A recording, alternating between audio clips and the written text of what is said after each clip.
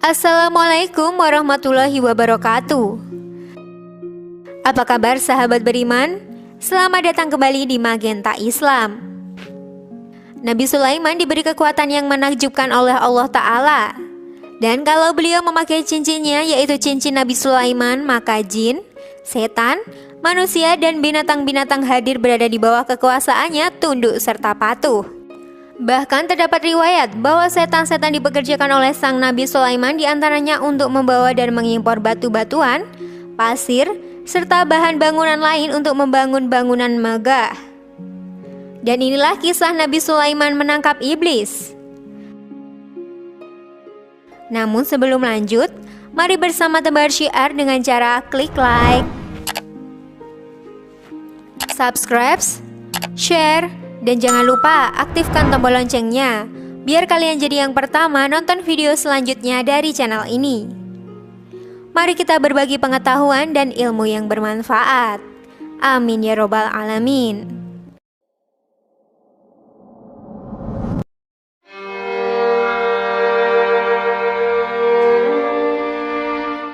Dalam sebuah riwayat disebutkan bahwa Nabi Sulaiman memohon kepada Allah, "Ya Allah, Engkau telah menundukkan bagiku manusia, jin, binatang buas, burung-burung dan para malaikat. Ya Allah, aku ingin menangkap iblis, memenjarakan, merantai serta mengikatnya sehingga manusia tidak melakukan dosa dan maksiat lagi." Allah Ta'ala kemudian mewahyukan kepada Nabi Sulaiman, "Wahai Sulaiman, tidak ada baiknya jika iblis ditangkap." Tapi Nabi Sulaiman tetap memohon, "Ya Allah, keberadaan makhluk terkutuk ini tidak ada kebaikan di dalamnya." Allah berfirman, "Jika iblis ditangkap, maka banyak pekerjaan manusia yang akan ditinggalkan." Nabi Sulaiman berkata, "Ya Allah, aku ingin menangkap makhluk terkutuk ini selama beberapa hari saja." Allah menjawab, "Bismillah." Dengan menyebut nama Allah, tangkaplah iblis. Kemudian Nabi Sulaiman alaihissalam dapat menangkap iblis, mengikat dan memenjarakannya. Sementara itu, Nabi Sulaiman yang seorang raja agung ternyata dalam memenuhi kebutuhan rumah tangganya, beliau lebih memilih makan dari hasil jerih payahnya sendiri, yaitu dengan membuat kerajinan tas untuk dijual ke pasar. Beliau lebih memilih tidak makan dari uang kerajaan.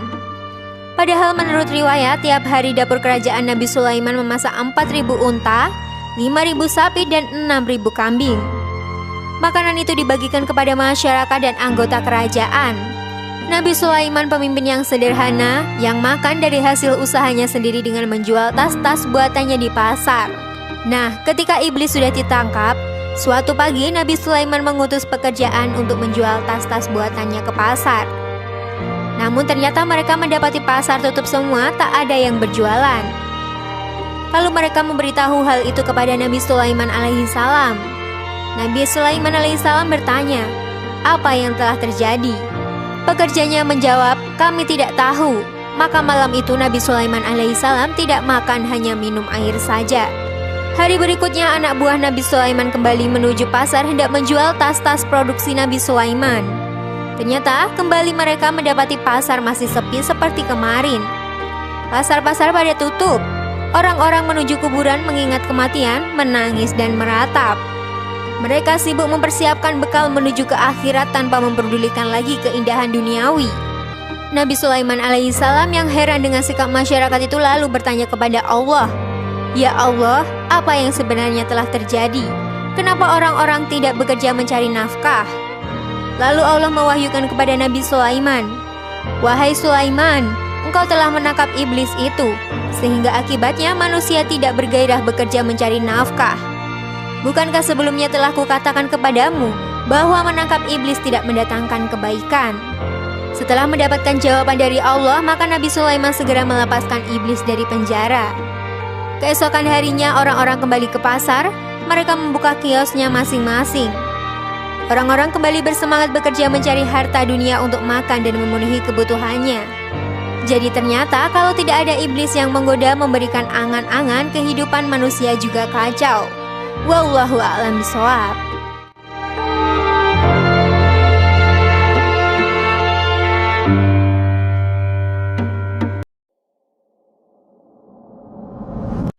Itulah tadi ulasan kisah Nabi Sulaiman yang menangkap iblis. dunia jadi sepi. Setelah mengetahui ulasan tadi, apa hikmah yang bisa kita ambil dari kejadian tersebut, sahabat beriman? Share dan komen di bawah video ini ya. Semoga informasi tadi bermanfaat dan membuat kita berpikir lebih bijak. Sekali lagi, mari membangun Magenta Islam dengan cara klik tombol subscribe, like, share, dan aktifkan tombol loncengnya. Wassalamualaikum warahmatullahi wabarakatuh. Jangan lupa tonton video-video yang lainnya ya.